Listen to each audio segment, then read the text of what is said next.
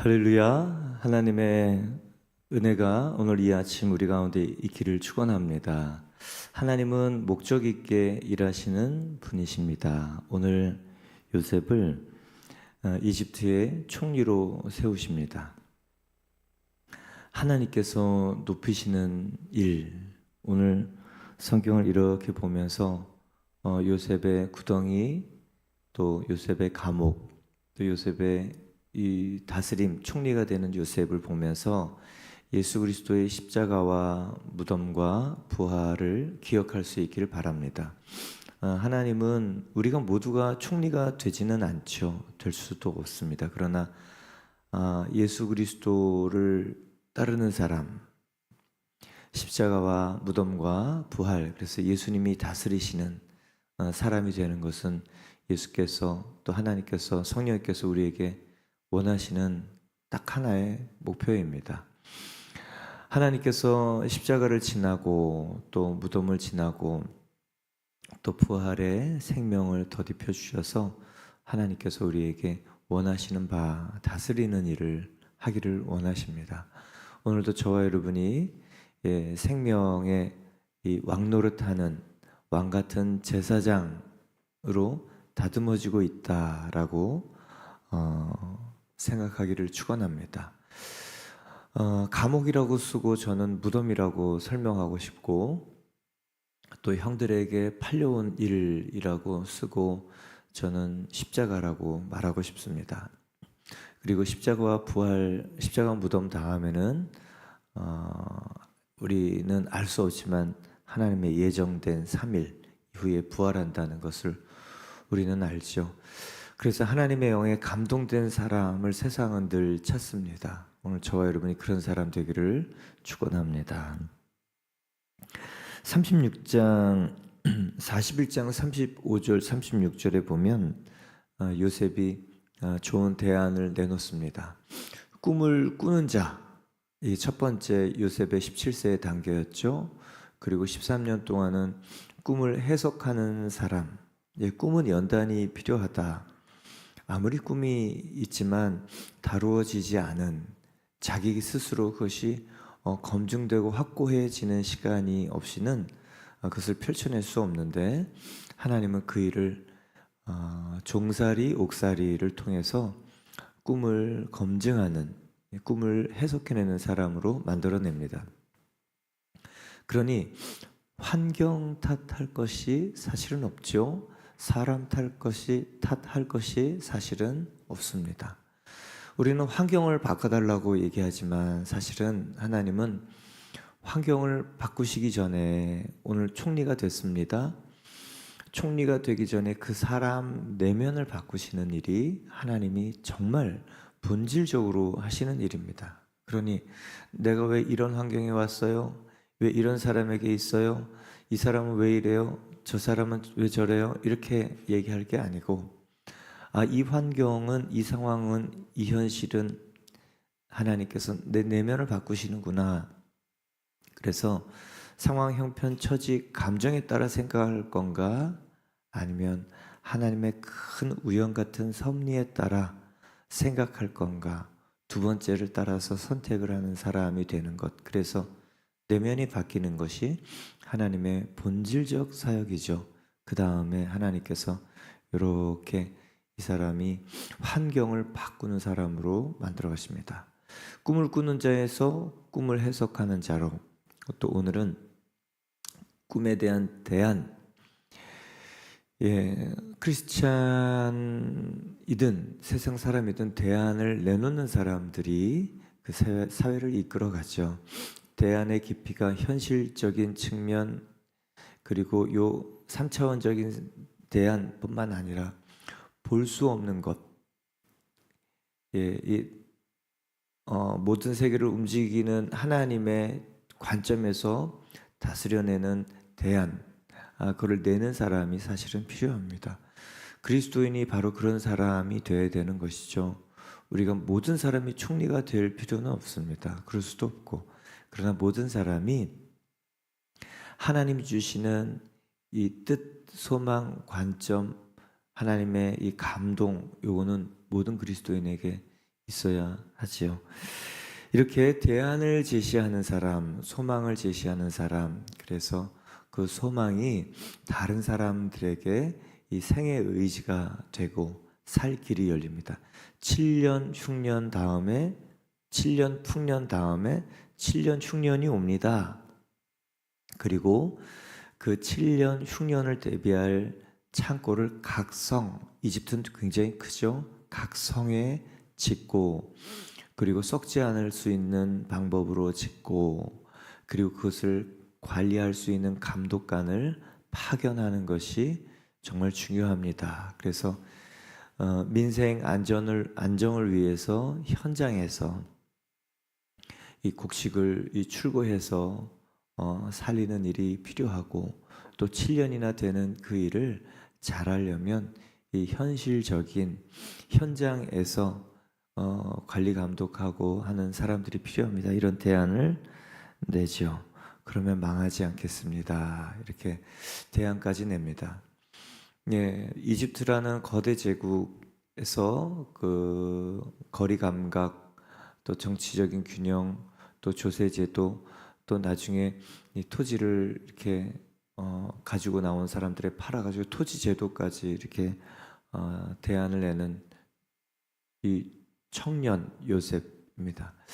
이런 걸 보면 하나님의 만남, 아우 나 여기서 왜 고생하고 있지? 왜 감옥에서 이렇게 고생하고 있지? 저 사람은 내 인생에 별로 이렇게 내게를 하고 만나서 별로 그렇게 나에게 어떻게 유익이 될지 모르는 사람 같은데, 근데 어떻게 그런 사람들하고 얘기를 하고 있지?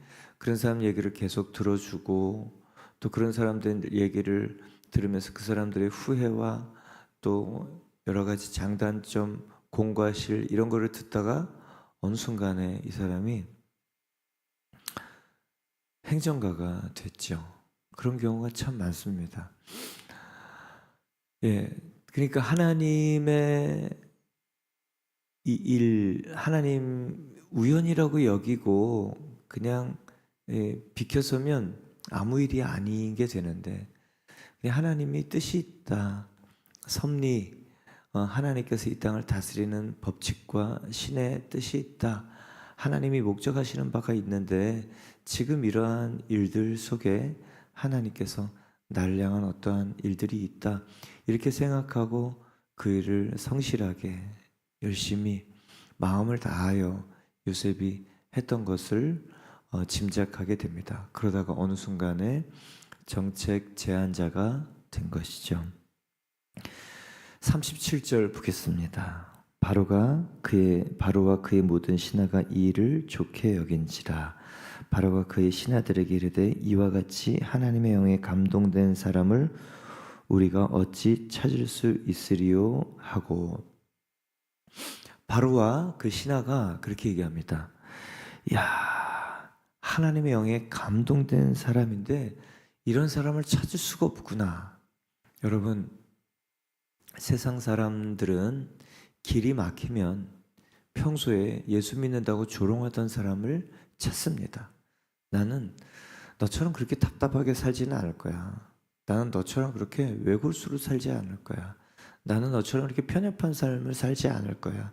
세상에서 그렇게 사는 것 참 바보스럽고 우스꽝스러워 여기던 사람들이 자기 인생에 답을 못 찾고, 그리고 막힌 길, 막힌 담 앞에 섰을 때 풀 수 없는 문제가 생기면 진짜 고난 중에 연단된 그리스도인, 그냥 말로만이 아니고 어려운 상황인데 예수님을 선택하고, 어려운 상황인데 더 믿음이 필요한 일들을 선택해 가는 사람들을 보는 것 같지 않은데 다 알고 그때 그 사람을 찾습니다. 아유, 집사님이나 장로님이나 다 똑같은데요. 뭐 제가 듣는 얘기 중에 하나, 아유, 회사에서 우리 교회도 우리 회사도 집사님도 있고 장로님도 있는데 다 똑같아요. 저희들하고 믿지 않는 사람이나 또 어려운 일을 당하니까 회사에서 쓰는 방법이 다 똑같더라고요. 그러니 뭐 교회 다니나 안 다니나 뭐 무슨 상관이 있겠어요.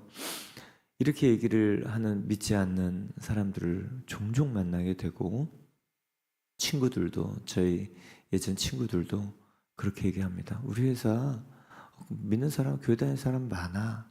근데 다 똑같아. 이렇게 얘기합니다. 근데 그 중에 한 사람, 저 사람 뭔가 좀 다르다. 그러면 조롱을 하고 또 배척을 하고, 요즘은 예수 믿는 것 자체가 흉이 되는 시대가 돼서 흉을 봅니다. 그런데 정말 어려운 일, 난관에 부딪히고 어, 정말 풀 수 없는 문제를 만나면 그런 사람을 찾습니다. 요셉은요, 이 히브리 소년, 청년, 이 사람은 감옥 속에 있는데요. 거대 제국의 파라오 왕이 의자에 앉아 있지만, 금 의자에 앉아 있지만, 이제 죄수복을 이제 막 벗고 이 수염을 깎고 목욕을 하고 나온, 이 감옥에서 나온 이 청년에게 무슨 얘기를 이 청년이 할 것인가 뚫어지게 쳐다보고 그 입을 주목하고 그 답을 기다리고 있는 그 모습을 한번 생각해 보세요. 저 여러분이 왜 고난 속에 연단되어야 되는가? 이해되지 않는, 풀리지 않는 실타래 같은 자기 인생의 이 고난 속에 왜 믿음으로 하나님이 주시는 답을 찾고자 부단히 애써야 되는가? 그냥 그 씬 한 장면에 너무 두드러지게 나타납니다. 사람들은 목말라 해요. 물을 찾습니다. 사람들은 갈급해 합니다. 정말 그 시원한 생수 되시는 예수님을 내가 땅을 파내려가는 수고를 하고 있다가 어느 때 사람들이 목말라서 올 때 그 생수를 줄 수 있는 사람, 그 고난의 유익이요 고난의 목적입니다. 우연은 없습니다. 하나님이 나에게 하시는 그 일은 반드시 생명되게 하시는 과정이다라고 믿는 사람들에게 역시 하나님이 주시는 정말 생수 같은 풍성한 은혜의 답이 있습니다. 세상 사람들은요, 그냥 편하고 좋고 그리고 행복을 찾아 살 때, 그리스도인들은 가치와 의미와 생명을 찾아 살면 당연히 어렵죠. 고난이라고 얘기합니다. 좁은 길이라고 얘기합니다. 그런데 그것이 빛을 발하고 사람들이 어려울 때 찾는 그런 사람이 된다. 얼마나 감격스럽습니까? 저 여러분이 사람들이 어려워질 때, 답을 찾을 수 없을 때, 이 엉켜가고 꼬여갈 때 찾아와서 정말 그 한마디 지혜의 말, 그 고난을 이기는 믿음, 살아계신 예수 그리스도에 대한 이 설명을 들을 수 있는 그런 귀한 믿음의 사람이 되기를 축원합니다.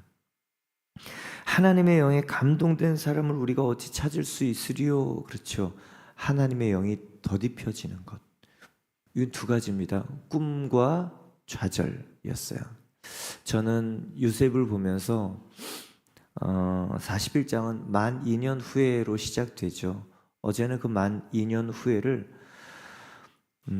서러움이 빠진 시간, 서운함이 빠진 시간이라고 얘기를 했는데, 조금 더 생각해 보면 여기 이 만 2년의 끝자락 어느 순간에 인생 포기, 한숨, 절망, 그리고 눈물, 그리고 하나님 향해서 정말 하나님 내 인생이 이렇게 끝나는 겁니까? 정말 이 감옥에서 이렇게 그냥 13년이 지났습니다. 이제 30이 됐고, 그 당시에 30은 굉장한 나이죠. 왜냐하면 청소년 시절에 장가를 가고 그러기 때문에 그렇습니다. 남들은 다 장가가고 아이들이 뭐 10대가 되고 20대가 됐는데 저는 계속 이렇게 여기서 이렇게 살아야 됩니까? 내 인생은 요 모양 요 꼴로 이제 끝나는 겁니까? 이 한숨과 또 한탄과 그리고 서름과 눈물이 사실은 그 2년 안에 없지 않을 수 없겠다.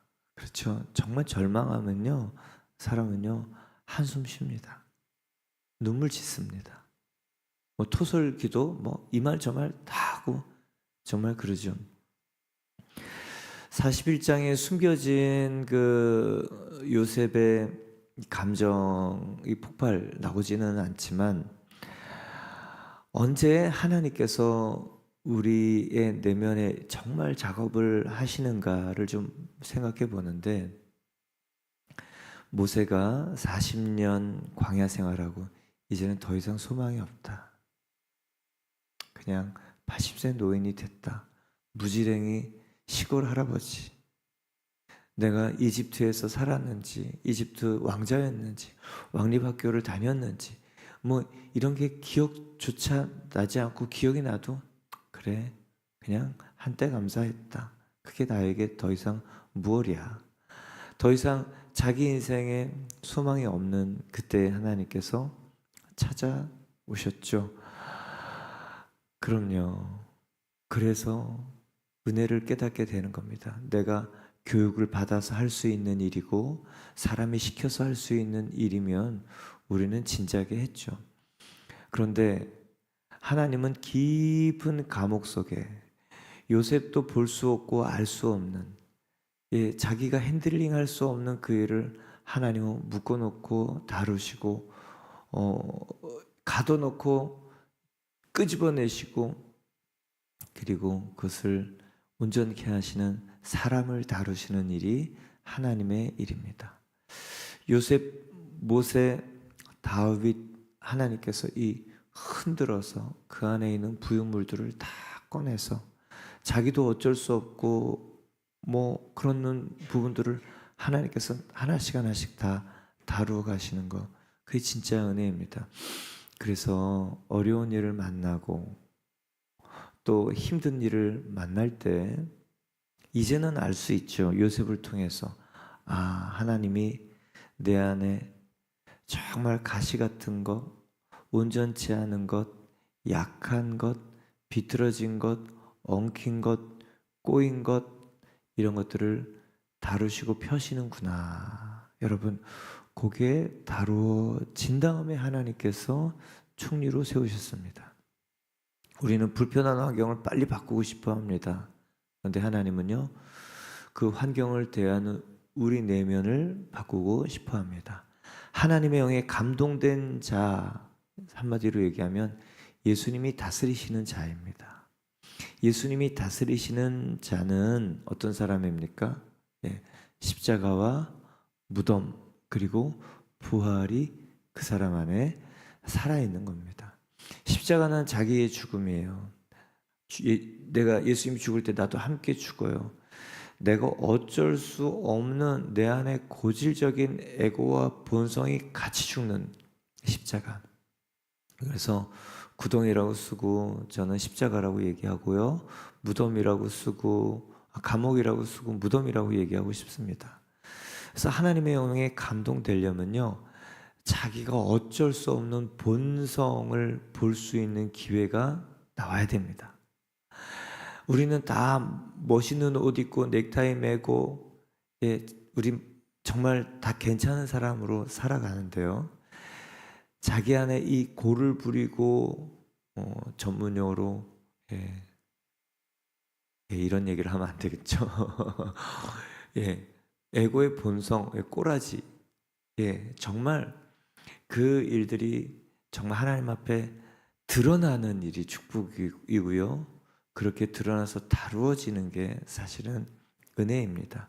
그래서 성령께서 오셔서 제일 먼저 하시는 일은 뭐냐면 죄를 깨닫는 일, 자기 본성 안에 이 골부리고 비틀려 있고, 그리고 연민 안에, 자기 합리화 안에, 자기 의 안에, 그리고 자기 사랑 안에 이 갇혀 있는 이 비틀린 에고를 보게 하시는 일, 이게 성령께서 오셔서 하시는 첫 번째 일이요. 두 번째 일은 그 위에 십자가와 부활, 이 의를 깨닫게 해주셔서 예수 그리스도의 신분을 우리에게 넣어주시는 일입니다.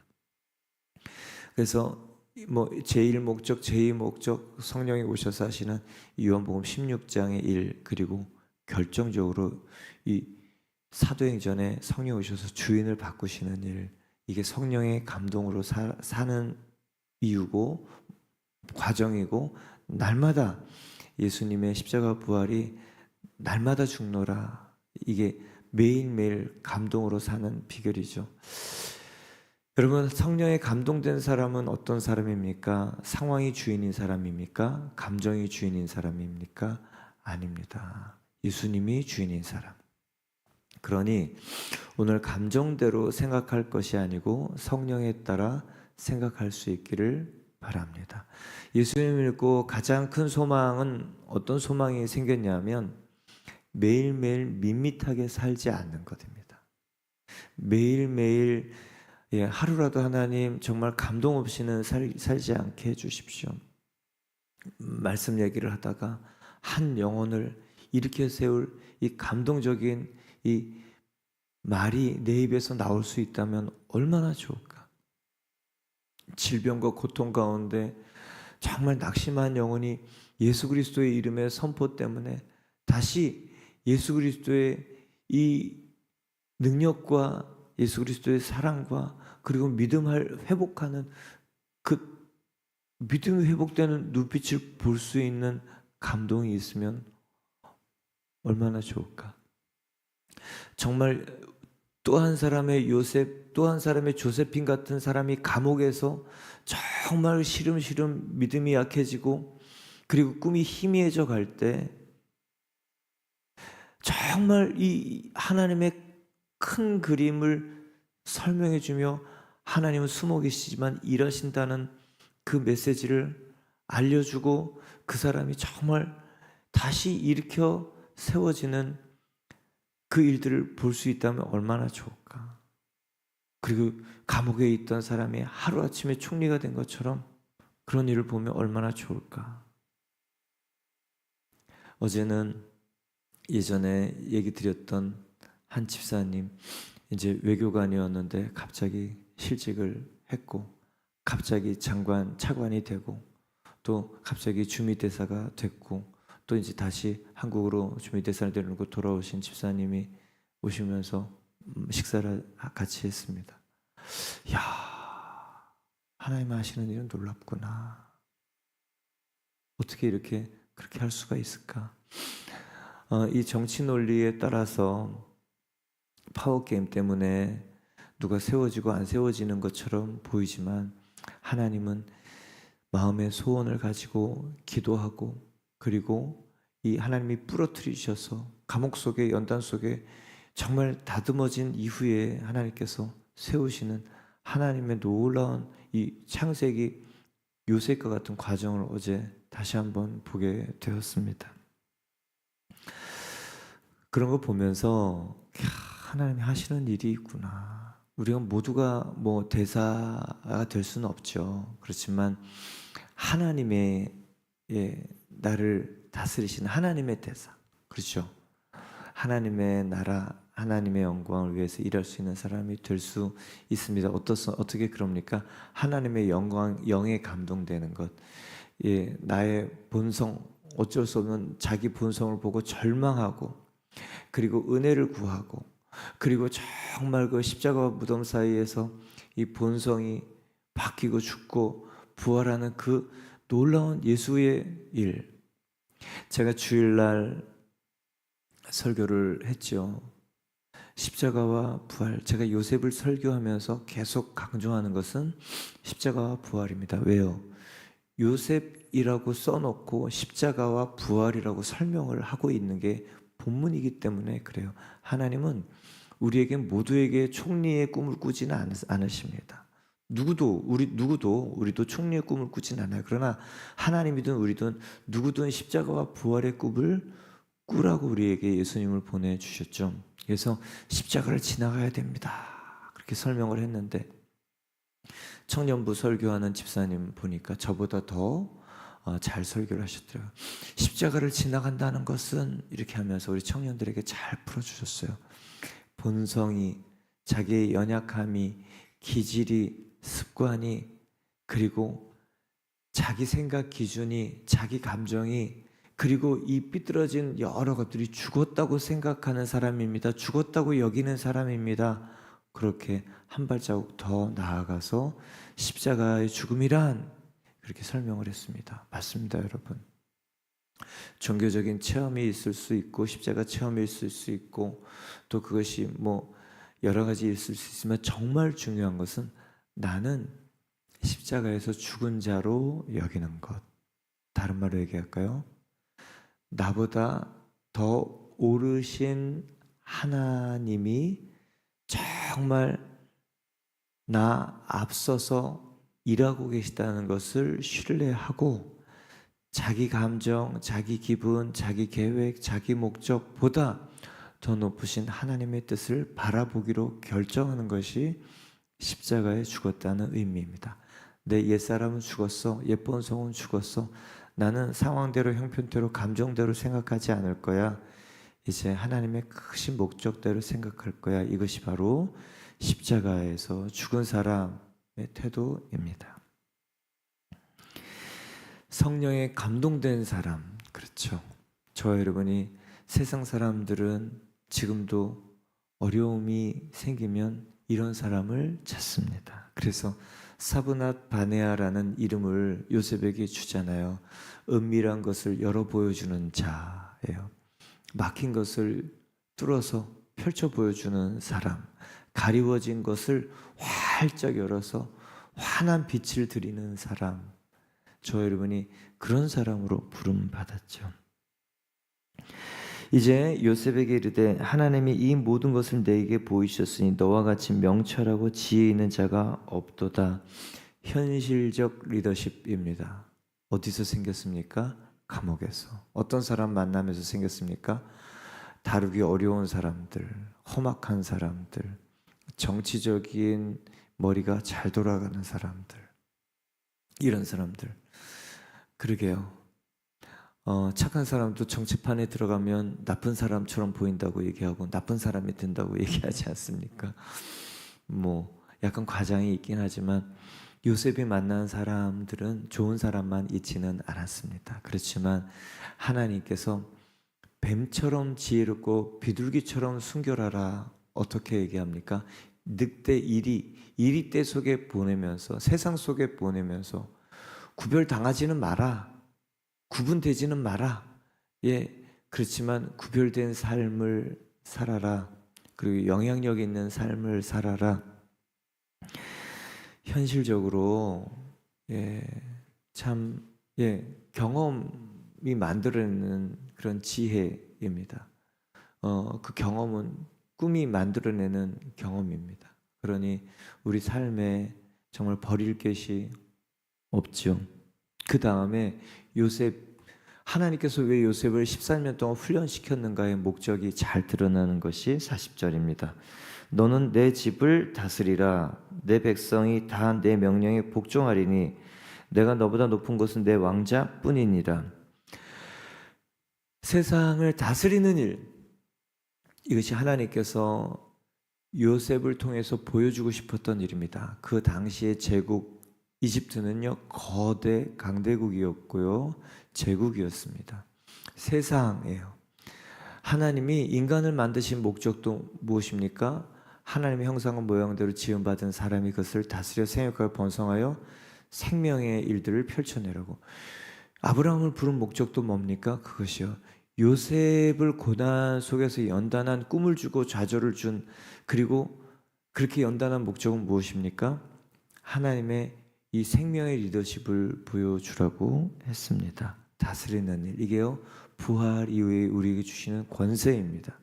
이 일은 동일하게 누가복음 15장 탕자의 비유에도 나타납니다. 둘째 아들이 아버지 살아계신데 유산을 다 받아가지고 갑니다. 아버지 빨리 죽어버리세요. 이랑 똑같은 얘기죠.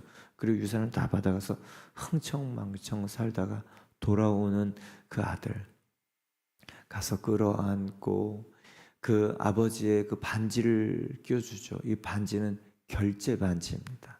저와 여러분이요, 이 고난을 통과하고 연단을 통과하고 그리고 자기 죽음을 결정적으로 통과하고 예수님의 본성과 생명을 입고 나서 우리에게 얻는 게 바로 이 세마포, 예수님의 거룩한 옷 신분입니다. 그 신분에는 지위, 인장 반지는 지위를 상징해요. 그리고 그 지위에 합당한 이 도장, 이 역할을 할 수 있는 능력도 상징합니다. 도장 꽝 찍으면요 그냥 끝나는 거잖아요. 하나님께서 저와 여러분을 그렇게 부르셨다. 하나님께서 나에게 맡기실 일이 있다. 나를 이렇게 채색옷 인간적인 꿈을 박살내시고 이 노예의 옷을 입히고 죄수의 옷을 입히셨다가 한나절 만에 그 세마포 총리의 옷을 입히시는 것, 성공이 목적이 아니고요. 하나님, 우리가 세상적인 이 출세하는 것, 이게 끝이 아닙니다. 내가 원하는 것을 획득하게 하는 것, 자아 실현하는 것, 이게 하나님의 궁극적인 목적이 아닙니다. 그 일을 통해서 거룩한 하나님의 이 생명의 왕노릇하는 것, 다스리는 일, 하나님의 영광을 펼쳐내는 일 있습니다. 저와 여러분이 그 일을 이 우연 같습니까? 이렇게 하루아침에 바뀌는 것이 우연입니까? 지금도 하나님은 제2의 요셉을 찾고 제2의 조세핀 계속 그 환경 구덩이 안에서 정말 사람을 변화시키고 그 내면을 다루어 가시는 사람을 계속 만들고 찾고 계시지 않습니까? 이래서 요셉이 그 수레에 앉고 전국 총리가 되는 일이 있습니다. 사랑하는 성도 여러분, 요셉을 보면서 요셉 안에 있는 이 괴물, 이것들이 튀어나올 만한 여러 포인트들이 있습니다. 구덩이에 던져졌을 때 자기 안에 괴물이 튀어나오고, 감옥 가기 전에 보디발 장군 집에 가서 이 언어 배우고 문화 배우고 살림 배우고 뭐 그러면서 아마 뚜껑이 열렸겠죠. 그리고 그것이 살만해졌을 때 이 오해와 억울함, 그리고 강간비수범으로 감옥에 갔을 때 정말 이 안에 괴물이 또 튀어나오지 않았겠습니까? 그리고 술 맡은 관원장이 까맣게 잊었을 때 정말 그 서슬퍼런 복수의 괴물이 정말 이 안에 튀어나오고 그러지 않았겠습니까? 근데 기독교 예수 그리스도 생명은요 그냥 간단합니다. 내 안에 이 괴물 같은 본성이 튀어나와야 자기를 보는 것, 자기를 보고 그리고 절망하고, 그러나 희망은 하나님께 있구나, 하나님께 나아갈 때 정말 그때 비로소 우리를 다스려 갑니다. 여러분, 교리 주고 이대로 살아세요. 이걸 잘 이해시킵니다. 이건 이런 뜻입니다. 그래서 변할 것 같은가요? 아니요. 본성은 그렇게 변하지 않습니다. 교육받아서 변할 수 있는 본성이라면 아주 오래전에 우리는 다 하나님의 사람이 되었겠죠.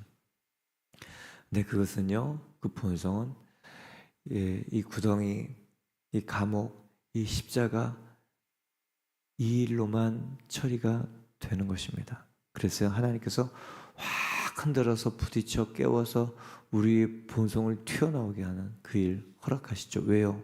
우리에게 보라고. 그리고 하나님께 나아가, 하나님 내가 이런데 나를 변화시켜 주십시오. 간절한 기도, 안타까움의 기도, 정말 눈물 속에서 드리는 간절한 이 소망의 기도에 하나님께서 예수님 우리에게 더듬혀 주십니다. 오늘 예수 그리스도의 왕 노릇하는 제사장, 이 총리, 이 왕 노릇하는 왕의 옷을 입죠. 예수님 옷을 우리가 입게 되는 것입니다. 사랑하는 성도 여러분, 오늘도 어려운 일, 힘든 일, 그 안에 기쁘게 성실하게 해야 될 이유가 있습니까? 있지요. 그것이 어느 순간에 퍼즐이 탁 맞춰지듯이 하나님이 이래서 그랬구나.